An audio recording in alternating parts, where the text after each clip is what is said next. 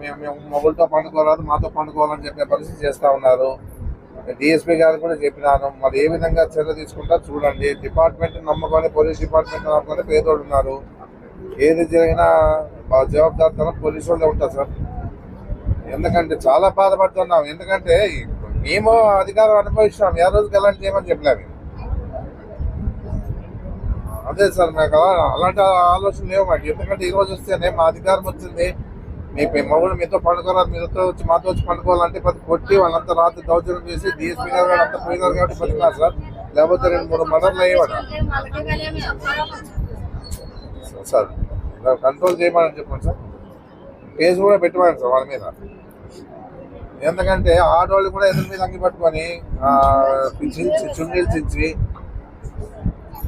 అదే వాళ్ళు 2 పార్టీలు కాదు సార్. ఎవరు చేసిన పెట్టారు, 2 పార్టీల మీద పెట్టే